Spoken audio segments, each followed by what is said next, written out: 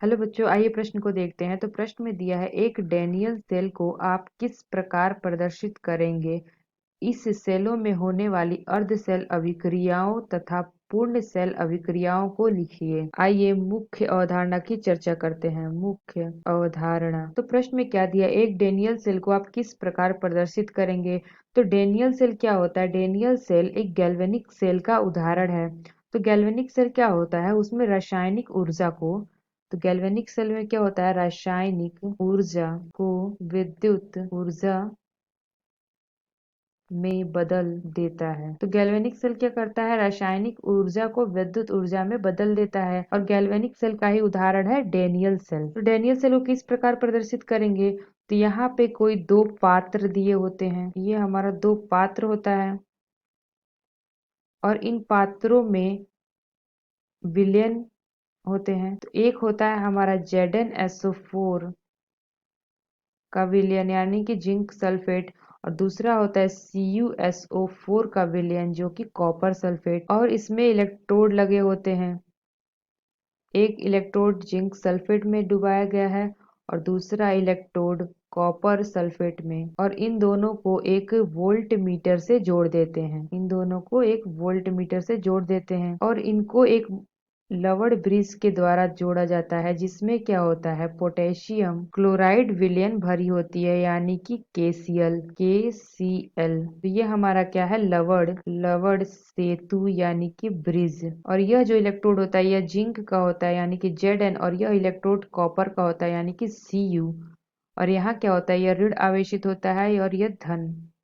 तो जो ऋण आवेश वाला होता है वहां पे होता है हमारा एनोड, और जो धन वाला होता है वहां होता है कैथोड। एनोड पे हमारा क्या होता है? एनोड पे हमारा होता है ऑक्सीकरण और कैथोड पे हमारा होता है अपचयन। तो ऑक्सीकरण का यहाँ मतलब क्या होता है? ऑक्सीकरण का मतलब होता है कि यहाँ पे इलेक्ट्रॉन का हानि होता है यानी कि इलेक्ट्रॉन यहाँ त्यागे जाते हैं, यानी कि इलेक्ट्रॉन का हानि।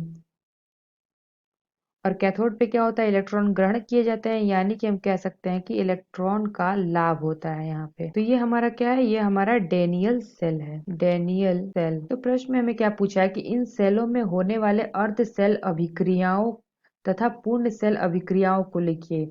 इसमें क्या अभिक्रियाएं हो रही हैं? एक ऑक्सीकरण और अपचयन। तो आइए देखते हैं। तो यहाँ पे हमारी दो अर्ध सेल अभिक्रियाएं हो रही हैं। तो पहला हमारा क्या है? ऑक्सीकरण अर्ध सेल अभिक्रिया। तो ऑक्सीकरण में क्या था हमारा? यहाँ पे था ऑक्सीकरण में था एनोड पे ऑक्सीकरण होता है, यहाँ पे जिंक है। तो ये हमारा हो गया जिंक, ये सॉलिड। और यह क्या हो जाता है? यह दो इलेक्ट्रॉन का त्याग करता है और यह बना लेता है Zn पे 2+ और प्लस दो इलेक्ट्रॉन। तो दूसरा हमारा क्या है? दूसरा हमारा है अपचयन अर्ध सेल अभिक्रिया। तो अपचयन अर्धसेल अभिक्रिया कहाँ होती है? कैथोड पे होती है। तो यहाँ क्या होता है? कॉपर। तो ये हमारा हो गया कॉपर Cu। तो इस पे क्या होता है? Cu पे होता है 2+ एक्वस, और ये क्या करता है? दो इलेक्ट्रॉन ग्रहण करता है। ये बना लेता है दो इलेक्ट्रॉन ग्रहण करके Cu सॉलिड, और यहाँ होगा एक्वस। तो यहाँ पे क्या हो रहा है? यहाँ पे अपचयन अर्धसेल अभिक्रिया में अपचयन हो रहा है, यहाँ नहीं कि यहाँ पे इलेक्ट्रॉन ग्रहण किए जा रहे हैं। और हमसे प्रश्न में क्या पूछा गया है कि तथा पूर्ण सेल अभिक्रिया को लिखिए। तो पूर्ण सेल अभिक्रिया निकालने के लिए हम क्या करेंगे? इन दोनों को जोड़ देंगे। तो ये हमारा हो जाएगा Zn solid, Zn 2+ aqueous plus दो इलेक्ट्रॉन, और ये Cu 2+ एक्वस प्लस दो इलेक्ट्रॉन, और ये बना रहा है Cu सॉलिड। इन दोनों को हम जोड़ देंगे तो यहाँ पे क्या होगा? दो इलेक्ट्रॉन कट जाएगा और हमें क्या प्राप्त होगा?